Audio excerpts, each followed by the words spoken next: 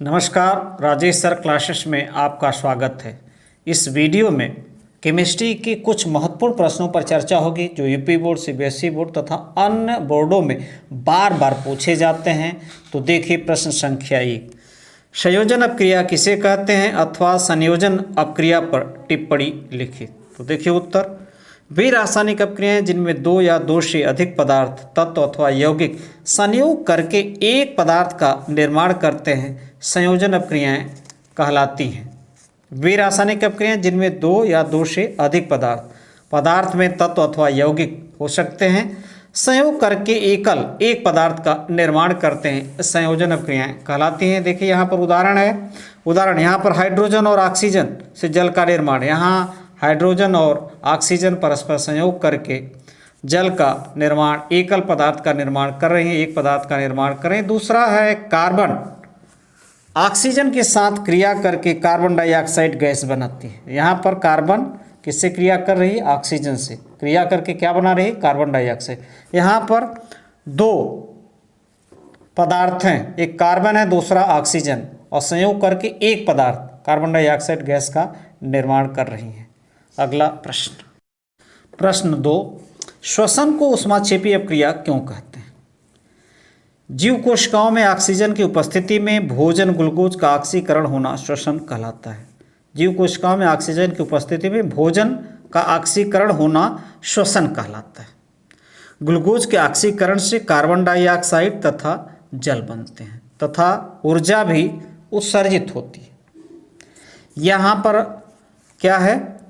समीकरण है, रासायनिक समीकरण है। ये ग्लूकोज है, ऑक्सीजन के साथ क्रिया करके जल और कार्बन डाइऑक्साइड बना रहे हैं और साथ ही साथ ऊर्जा का उत्सर्जन भी हो रहा है। तो हम देख रहे हैं कि श्वसन की इस अपक्रिया में ऊर्जा उत्सर्जित हो रही है, इसलिए श्वसन क्या है? एक ऊष्माक्षेपी अपक्रिया है, क्योंकि ऊष्माक्षेपी अपक्रिया में ऊर्जा का उत्सर्जन होता है। अगला प्रश्न 3, प्लास्टर ऑफ पेरिस का रासायनिक नाम तथा अणुसूत्र लिखे। इसके बनाने के लिए समीकरण लिखिए। इसके बनाने के लिए समीकरण लिखिए। तो देखिए रासायनिक नाम, प्लास्टर ऑफ पेरिस का रासायनिक नाम है calcium sulphate hemihydrate. Calcium sulphate hemihydrate. यहाँ पर सूत्र है कैल्शियम सल्फेट हाफ H2O, या आप इस प्रकार भी लिख सकते हैं, दोनों सही है। बनाने की विधि जिप्सम को 373 केल्विन ताप तक गर्म करने पर जल का अणु अलग हो जाता है तथा प्लास्टर ऑफ पेरिस प्राप्त हो जाता है। जिप्सम को 373 केल्विन ताप तक गर्म करने पर जल का अणु क्या होता है? अलग हो जाता है तथा प्लास्टर ऑफ पेरिस प्राप्त होता है। यहाँ पर ये आप देख सकते हैं, जिप्सम को गर्म किया जा रहा है। जिप्सम के दो अणु को गर्म किया जा रहा है, कितने डिग्री तक? 373 केल्विन तक। और यहाँ पर देखिए जल के 3 अणु निकल जा रहे हैं, एक अणु बचा है। या तो आप इस रूप में लिख सकते हैं या तो इस रूप में। अगला प्रश्न, संक्षारण किसे कहते हैं? संक्षारण, कोरेशन, जब धातुएं नमी और वायुमंडल में उपस्थित ऑक्सीजन तथा अन्य गैसों से क्रिया करके धातु ऑक्साइड, धातु कार्बोनेट, धातु सल्फाइड जैसे यौगिक बनाने लगते हैं तो धातुएं संक्षारित अर्थात नष्ट होने लगती हैं। इस प्रक्रिया को संक्षारण कहते हैं। जब धातुएं नमी और वायुमंडल में उपस्थित ऑक्सीजन तथा अन्य गैसों से क्रिया करके धातु ऑक्साइड, धातु कार्बोनेट, धातु सल्फाइड जैसे यौगिक बनाने लगते हैं तो धातुएं संक्षारित अर्थात नष्ट होने लगती है। इसी प्रक्रिया को संक्षारण कहते हैं। अब देखें यहाँ पर लोहे का संक्षारण होना जंग लगना कहलाता है। लोहे का संक्षारण होना, नष्ट होना जंग लगना कहलाता है। जंग का ये रासायनिक सूत्र है, जल से युक्त फेरिक ऑक्साइड इसका नाम है। ये सूत्र आप देख सकते हैं। और यहाँ पर एक और है उदाहरण, चांदी सिल्वर को कुछ दिनों तक वायु में छोड़ देने पर काली हो जाती है, क्योंकि सिल्वर वायु में उपस्थित सल्फर से क्रिया करके सिल्वर सल्फाइड बना लेता है। प्रश्न 5, सूचक पर टिप्पणी लिखें। तो देखिए, सूचक इंडिकेटर ऐसे पदार्थ जिनकी सहायता से किसी विलयन की अम्लीयता अथवा क्षारीयता ज्ञात की जा सकती है सूचक कहलाते हैं। ऐसे पदार्थ जिनकी सहायता से किसी विलयन की अम्लीयता अथवा क्षारीयता ज्ञात की जा सकती है सूचक कहलाते हैं। सूचक के प्रकार, सूचक 3 प्रकार के होते हैं। पहला है प्राकृतिक सूचक। वे सूचक जो प्राकृतिक स्रोतों से प्राप्त होते हैं प्राकृतिक सूचक कहलाते हैं। जैसे लिटमस है, हल्दी, लाल पत्ता गोभी इत्यादि। लिटमस, यदि नीला लिटमस लेते हैं, नीले रंग का लिटमस लेते हैं, किसी विलयन में डुबाते हैं, वह लाल हो जाता है तो विलयन अम्ल होगा। यदि लिटमस कैसा लेते हैं, लाल लेते हैं, किसी विलयन में डुबाते हैं, नीला हो जाता है तो विलयन क्या होगा, क्षार होगा। हल्दी लेते हैं और किसी विलयन में डुबाते हैं, रंग में कोई परिवर्तन नहीं तो अम्ल, यदि हल्दी क्या हो जाता है, लाल हो जाता है तो क्षार होगा। कृत्रिम सूचक वे सूचक जो प्रयोगशालाओं में रासायनिक प्रक्रियाओं द्वारा बनाए जाते हैं कृत्रिम सूचक कहलाते हैं। जो प्रयोगशाला में बनाए जाते हैं रासायनिक प्रक्रियाओं के द्वारा, रासायनिक विधियों के द्वारा कृत्रिम सूचक कहलाते हैं। जैसे फिनाप्थेलिन मेथिल ऑरेंज। यदि फिनाप्थेलिन मिलाते हैं किसी विलयन में, वो रंगहीन हो जाता है तो अम्ल होगा, गुलाबी हो जाता है तो क्षार होगा। इसी प्रकार मेथिल ऑरेंज लेते हैं, यदि लाल हो जाता है विलयन में मिलाने पर तो अम्ल होगा, यदि कोई विलयन है उसमें मिलाने में पीला हो जाता है तो क्या होगा, क्षार होगा। तीसरा है गंधी सूचक। जिन पदार्थों के गंध अम्लीय या क्षारीय विलयन में परिवर्तित हो जाते हैं गंधी सूचक कहलाते हैं। जैसे प्याज, वैनिला तेल आदि। यदि हम प्याज लेते हैं और किसी विलयन में डुबाते हैं, डालते हैं और तीक्ष्ण गंध आती है तो अम्ल होगा। यदि कोई गंध नहीं आती, कोई विलयन में हम उसको डालते हैं तो क्या होगा, कोई गंध नहीं आती है तो क्षार होगा। अगला प्रश्न 6, हाइड्रोकार्बन किसे कहते हैं अथवा हाइड्रोकार्बन पर टिप्पणी लिखिए। टिप्पणी में आता है अक्सर वे कार्बनिक यौगिक जो केवल कार्बन तथा हाइड्रोजन तत्वों के संयोग से मिलकर बने होते हैं हाइड्रोकार्बन कहलाते हैं। वे कार्बनिक यौगिक जो केवल कार्बन तथा हाइड्रोजन तत्वों के संयोग से मिलकर बने होते हैं हाइड्रोकार्बन कहलाते हैं। वो हाइड्रोकार्बन 2 प्रकार का होता है। पहला है संतृप्त हाइड्रोकार्बन, सैचुरेटेड हाइड्रोकार्बन। वे हाइड्रोकार्बन जिनमें कार्बन कार्बन परमाणुओं के बीच एकल सहसंयोजक बंध होता है उसे संतृप्त हाइड्रोकार्बन कहते हैं। वे हाइड्रोकार्बन जिनमें कार्बन कार्बन यानी कार्बन और कार्बन के बीच एकल सहसंयोजक बंध होता है उसे संतृप्त हाइड्रोकार्बन कहते हैं। जैसे मेथेन, एथेन, प्रोपेन, ये प्रोपेन है, ये सब संतृप्त हाइड्रोकार्बन के उदाहरण हैं। अब देखिए प्रोपेन का ही विस्तार से बताया गया। देखिए कार्बन कार्बन 3 कार्बन है और देखिए कार्बन कार्बन के बीच क्या है, सिंगल एकल सहसंयोजक बंध है। तो इस प्रकार के जो यौगिक होते हैं संतृप्त सैचुरेटेड होते हैं। अब अगला है असंतृप्त हाइड्रोकार्बन। वे हाइड्रोकार्बन जिनमें कार्बन कार्बन परमाणुओं के बीच कम से कम एक या एक से अधिक द्विबंध या त्रिबंध होता है उसे असंतृप्त हाइड्रोकार्बन कहते हैं। यानी वे हाइड्रोकार्बन जिनमें कार्बन कार्बन यानी कार्बन कार्बन के बीच कम से कम एक या एक से अधिक द्विबंध या त्रिबंध होते हैं। तो इस प्रकार के हाइड्रोकार्बन को हम क्या कहते हैं, असंतृप्त हाइड्रोकार्बन, अनसैचुरेटेड हाई। जैसे एथीन, एथाइन, यहाँ पर कार्बन कार्बन के बीच क्या है, कार्बन कार्बन के बीच डबल बॉन्ड और यहाँ कार्बन कार्बन के बीच क्या है, ट्रिपल बॉन्ड है। इस प्रकार से हम लिख सकते हैं। तो देख रहे हैं एथीन के बीच डबल बॉन्ड है, एथाइन के बीच ट्रिपल बॉन्ड है। तो इस प्रकार के जो हाइड्रोकार्बन होते हैं उन्हें असंतृप्त हाइड्रोकार्बन कहा जाता है।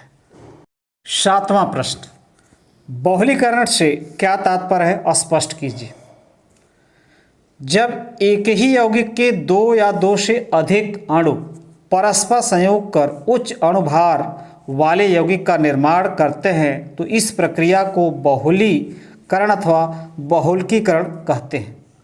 जब एक ही यौगिक के दो या दो से अधिक अणु परस्पर संयोग कर उच्च अणुभार, अधिक अणुभार वाले यौगिक का निर्माण करते हैं, बनाते हैं, तो इस प्रक्रिया को बहुलीकरण अथवा बहुलकीकरण कहते हैं। इस प्रक्रिया के फलस्वरूप बनने वाले यौगिक को बहुलक कहते हैं। जो पदार्थ बनता है उसे हम क्या कहते हैं, बहुलक कहते हैं। अब यहाँ पर आप देख सकते हैं पॉलीथीन, पॉलीथीन है। पॉलीथीन का बनना उच्च दाब तथा उत्प्रेरक की उपस्थिति में एथिलीन के बहुलीकरण से पॉलीथीन बनता है। तो यहाँ पर क्या है, एथिलीन है, एथीन या एथिलीन है। इसके यन अणु मिल करके उच्च दाब और उत्प्रेरक की उपस्थिति में पॉलीथीन का निर्माण कर रहे हैं।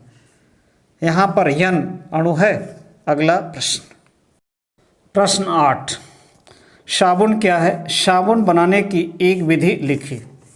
तो देखिए, साबुन उच्च अणुभार वाले कार्बनिक अम्लों के सोडियम तथा पोटेशियम लवणों को साबुन कहते हैं। उच्च अणुभार वाले कार्बनिक अम्लों के सोडियम तथा पोटेशियम लवणों को साबुन कहते हैं।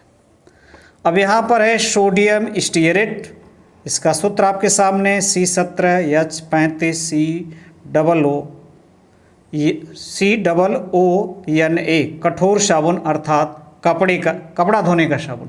पोटेशियम स्टीयरेट सूत्र आपके सामने, मृदु साबुन अर्थात नहाने का साबुन। अब साबुनीकरण क्या होता है? तेल अथवा वसा के साथ क्षार की अपक्रिया से साबुन बनने की प्रक्रिया को साबुनीकरण कहते हैं। तेल अथवा वसा, फैट के साथ क्षार की अपक्रिया से, क्षार सोडियम हाइड्रॉक्साइड और पोटेशियम हाइड्रॉक्साइड, साबुन बनने की प्रक्रिया को साबुनीकरण कहते हैं। अब देखिए, इसमें प्रश्न में है कि एक विधि का वर्णन कीजिए। तो साबुन बनाने की एक विधि गर्म विधि है। इस विधि में तेल अथवा वसा लोहे के एक बड़े कड़ाह में गर्म करते हैं। गर्म तेल में कास्टिक सोडा उचित मात्रा में मिलाकर हिलाते रहते हैं। मिश्रण के गाढ़ा होने पर इसमें आवश्यक मात्रा में नमक मिला देते हैं। इसके बाद इसमें मैदा, बिरोजा, रंग, सुगंधित पदार्थ मिला देते हैं। इस मिश्रण को फ्रेम में डालकर ठंडा होने देते हैं। अब साबुन का टिकिया तैयार हो जाता है। यानी आप देख रहे हैं क्या होता है, तेल अथवा वसा को लोहे के एक बड़े कड़ाह में गर्म करते हैं। गर्म तेल में कास्टिक सोडा मिलाते हैं, उचित मात्रा मिलाकर हिलाते रहते हैं। मिश्रण के गाढ़ा होने पर इसमें आवश्यक मात्रा में, जितना आवश्यक हो, नमक मिला देते हैं। इसके बाद इसमें मैदा, पिरोजा, रंग, सुगंधित पदार्थ मिला देते हैं, जिसमें उसका रंग एक रंगीन हो जाए, कलर कुछ सुगंध आने लगे। और इस मिश्रण को फ्रेम में डालते हैं जैसा साबुन बनाना होता है, और ठंडा होने के बाद साबुन की टिकिया हमें प्राप्त हो जाता है। अगला प्रश्न 9, संक्रमण तत्व किसे कहते हैं अथवा संक्रमण तत्व पर टिप्पणी लिखिए।